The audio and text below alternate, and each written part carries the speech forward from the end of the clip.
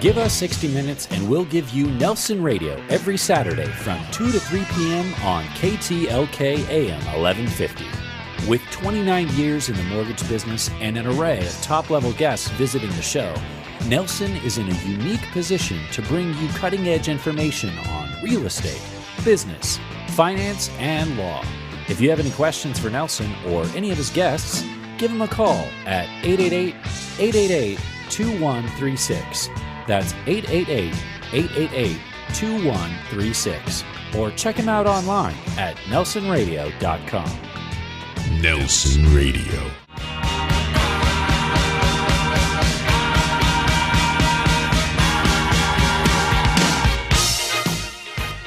Welcome back, KTLK AM 1150. You're with Nelson Radio, and we have Kelly Johnson that's going to stay on air with us as we go into this next segment. Our Coach's Corner, brought to you by Best Chauffeured, worry-free and on-time limousine transportation services worldwide. If you need a limo, all you need to do is text the word limo to 313131, and they'll take great care of you. With any questions that come up as we go through our show today, give us a call direct, 888-888-2136. That's 888-888-2136. And I want to introduce a very special guest into our Coach's Corner, and this is so appropriate the day before Easter. We're going to have Bob Shank join us, and Bob is, in my eyes, the who's who of Christian leaders in our community, and endorsed by so many of the greats with Franklin Graham and Kenton B. Shore and Greg Laurie. And Bob and I connected recently, and we were talking about his current ministry, Life Mastery. He's the author of the book, and really spending time to grow people, grow individuals, but just as importantly, mentor them and guide them along the way. So, Bob, welcome to the program. Delighted to be with you. So here we are, right at the end of Holy Week, and obviously your ministry is a Christian ministry, and I just wanted to open with a funny question, but it's one that it comes up so often, and that is, people are just downright scared of the name Jesus, or they want to think of him as a pal, like Jesus Christ and his disciples are known as JC and the boys. And why are people so intimidated? Well, I think they're intimidated by an image or an illusion of who Jesus was. Dial back and look at how his biographers recounted his story. The amazing thing about it is the only people who had a problem with him were the people of power, and he represented a confrontation of their power because their power was being exercised to benefit themselves and not other people. And the people who were most likely to be drawn to him were people who were often in their culture found to be powerless or wanted to find ways to maximize their lives, but the system didn't allow for that.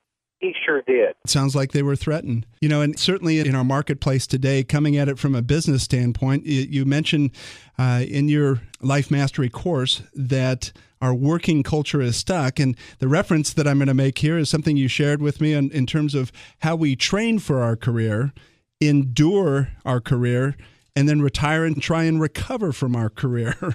Elaborate on that for us.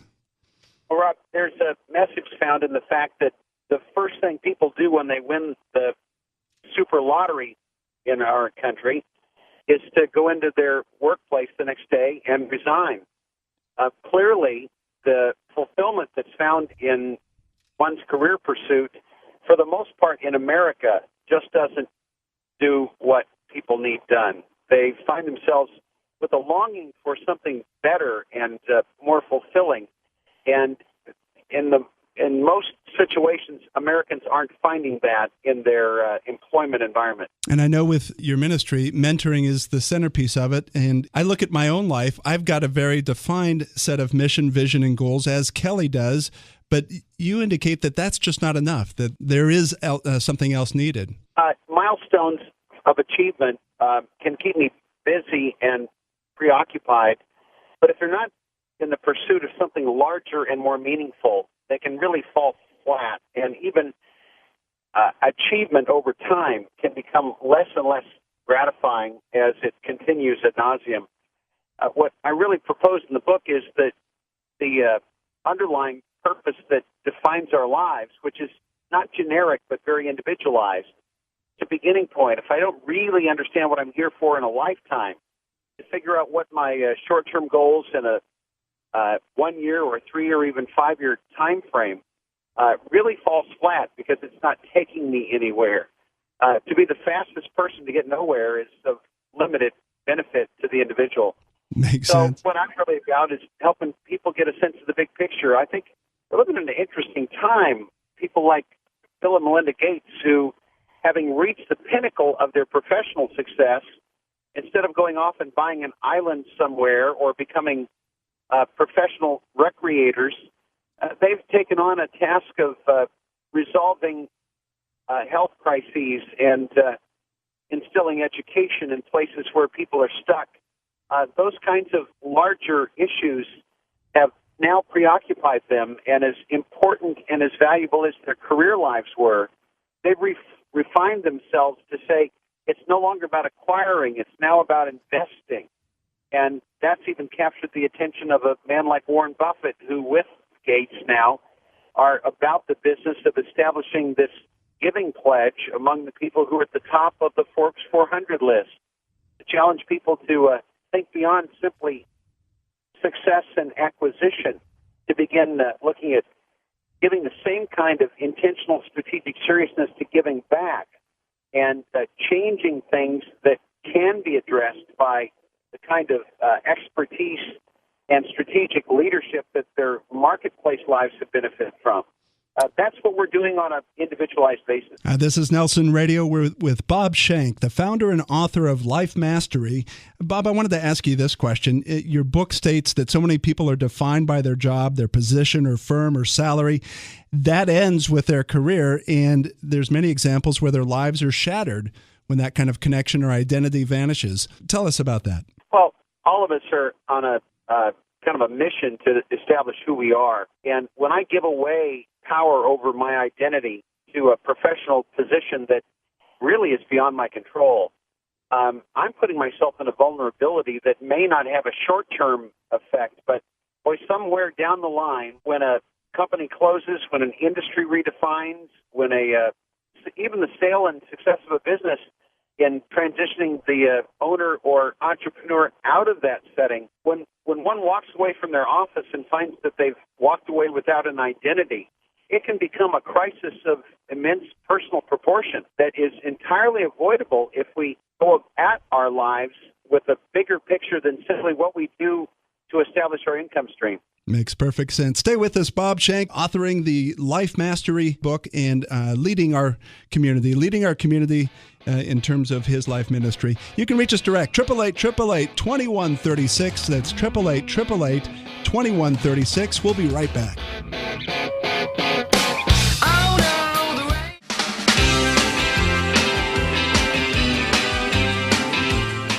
It's the day before Easter. We're on Nelson Radio with Bob Shank, author of Life Mastery and an industry expert in terms of mentoring men and mentoring women as well. You have the Life Mastery series for women as well in your program, correct? Our work is called the Masters Program, and we work with small groups of leaders around the country. They tend to be gender specific because, quite frankly, the issues and challenges that women face in their career lives are unique and distinct from those challenged for men. And so we work with groups on a pretty intentional basis to help men along in their journey and women as well, but in gender-specific groups. So, Bob, let me ask you this. Southern California, it's got to be the epicenter of not enough time and not enough money. How do you overcome that objection when you're wanting to help somebody on that journey? Well, there's a principle that we all stand to either benefit from or to suffer under, and it's called the 80-20 principle. It's not a theory, nor is it proprietary. It's widespread, and its effects are felt by all of us. But we fall into patterns that are prone to replication where we're content to give ourselves to doing things that just don't produce enough return and benefit and revenue to justify sustaining them. And then we get up tomorrow and do it all over again. The vast majority of our activities are not producing enough positive results to really warrant sustainability, but we just get stuck in patterns that we don't know how to get rid of. There's an intentionality that comes with an objective voice that understands how that works. And we come in with tools and assessments that allow people to really begin to understand what the activity mix that they have already present in their life that represents their greatest leverage and the place where their returns go off the chart. And then the boldness to just be able to come in and take the personal pruning shears to my life and say, I'm going to begin stepping away from things that don't warrant continuation so that I can free myself for doing even more of the things that warrant maximizing. And all of a sudden, I'm getting more results. I'm working less to do that, and I'm creating margin that I didn't have before. The problem is endemic, but it's resolvable. And most of the time, we just need some objective eyes from outside of our own circle to spot the obvious and to challenge us to do something about it.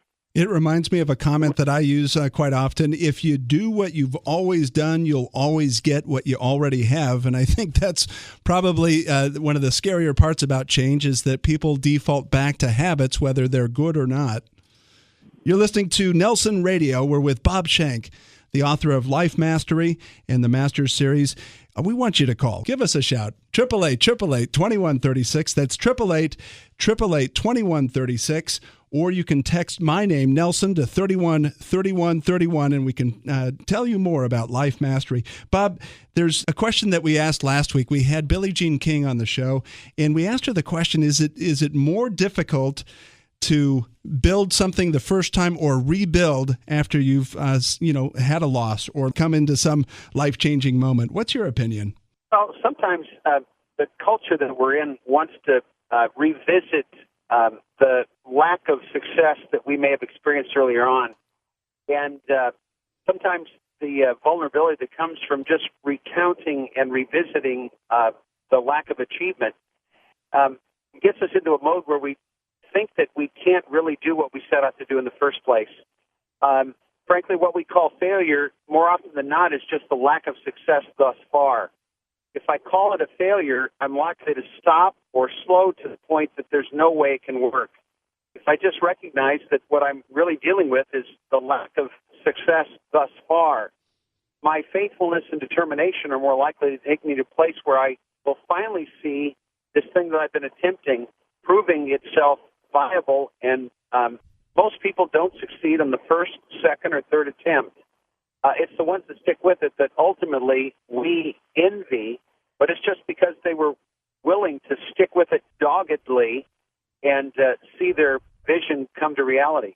Billie Jean King called it not failure, but feedback. And obviously, when you're going through those difficult times, it's just flat out rough.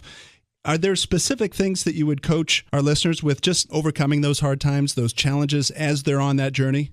Well, anybody who thinks they're going to bat 1,000 in life only has one at bat, and they got lucky then. If you're going to be I addressed a room full of professional baseball players a couple months ago in Florida and said, boy, I'm jealous of being in a profession where you can fail 2/3 of the time and number one in the league. Right, exactly. The reality is that they're smart enough to only focus on the times that they got a hit, rather than all the times that they didn't. We need to learn from that, to celebrate the successes and to recognize the lessons that are found in the in experiences that did not prove successful. I'm not going to call them failures because too often we think failure is absolute, and it's not. One of the things that I enjoyed in meeting you was the fact that not only are you outspoken, but you're black and white in your opinion.